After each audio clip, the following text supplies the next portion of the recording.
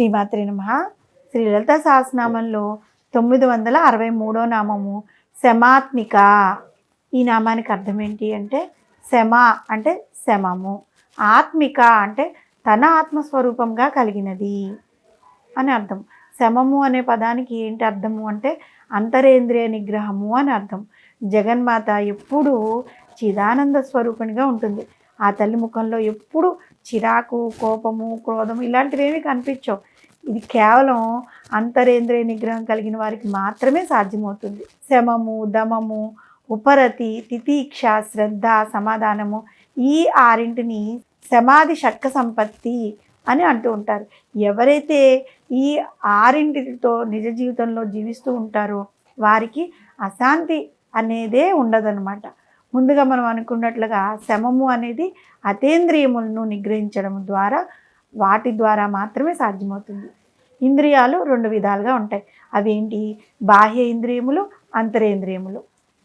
వాక్కు అంటే నోరు, పాణి అంటే చేయి, పాదం, వాయువు, ఉపస్థ అనే కర్మేంద్రియాలు ఉంటాయి. కళ్ళు, ముక్కు, చెవులు, నాలుక, చర్మము ఇవి పంచజ్ఞానేంద్రియాలను బాహ్యేంద్రియాలుగా అంటూ ఉంటారు.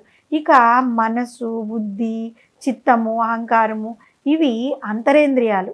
మానవుడు తన కార్యక్రమాలు నిర్వహించడంలో బాహ్యేంద్రియాలు ఎక్కువగా అంతరేంద్రియాలపైనే ఆధారపడుతూ ఉంటాడనమాట. ఎప్పుడైతే జీవుడు తన మనస్సు, బుద్ధి, చిత్తము, అహంకారములను అదుపులో ఉంచుకోగలుగుతాడో అతడు బాహ్య అంతరేంద్రియాలను అన్నిటినీ జయించినట్లే అవుతుంది. ఆ విధమైన ఇంద్రియ జయము కలిగిన స్వరూపమే శమాత్మిక. ఆ తల్లి వీటన్నిటినీ జయించింది కాబట్టి వసన్యాది వాగ్దేవతలు అమ్మవారిని శమాత్మిక అనే నామంతో కీర్తించారు. ఈ అంతరేంద్రియములను జయించడంలో శమము, దమము, ఉపరతి, తితీక్ష, శ్రద్ధ, సమాధానము అనే సమాధి షట్క సంపత్తి ముఖ్య భూమికను నిర్వహిస్తూ ఉంటాయి. వీటిలో మొదటిదైన శమము ఇంద్రియాలను శాంతపరిచి ఈ అలౌకికమైన సుఖాన్ని ప్రసాదిస్తుంది. అటువంటి సుఖమే తన ఆత్మస్వరూపంగా కలిగింది అన్నమాట. తన భక్తులకు అటువంటి సుఖాన్ని ప్రసాదించగలిగింది కాబట్టి వసన్యాది వాగ్దేవతలు అమ్మవారిని శమాత్మిక అనే నామంతో కీర్తించారు. ఈ సకల ప్రపంచాన్ని తనలో లయం చేసుకుని సుఖాన్ని ప్రసాదించగలిగింది ఆ పరమేశ్వరి. శమము అంటే శాంతి అని కూడా అర్థం ఉంది. ఏ విషయం పోయినప్పుడు మనకు బాధ తొలగిపోయి మనసు చాలా ప్రశాంతంగా ఉంటుందో అదే శమము. ఆ స్థితిని శమము అంటారు. మానవుడికి కోరికలు ఉన్నంత వరకు ఈ ప్రాపంచిక విషయ వాసనలు తొలగిపోనంత వరకు అతనికి శాంతి అనేది లభించదు.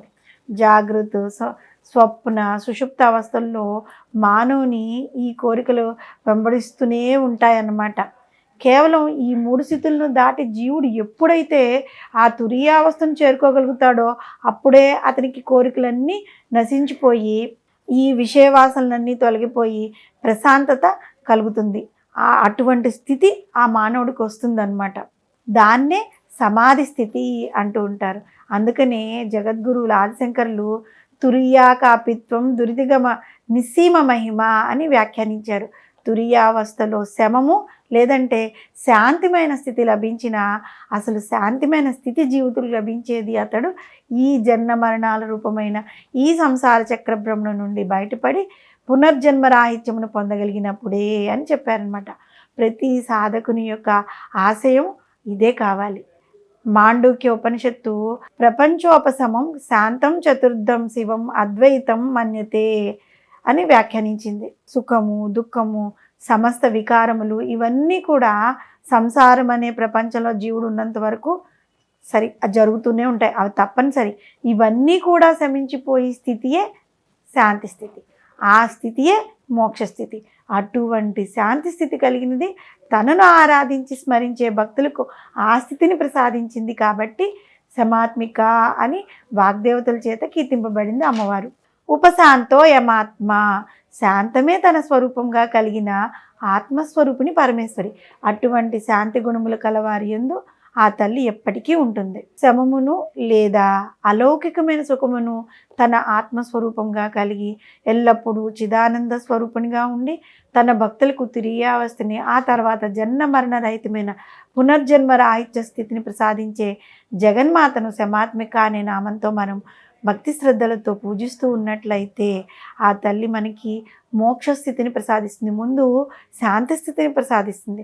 శాంతి స్థితిలో ఈ లౌకికమైన వాటి మీద మనకి వ్యామోహం తొలగిపోయి శాంతి, సుఖము, సంతోషము ఇవి మనకి కలుగుతాయి.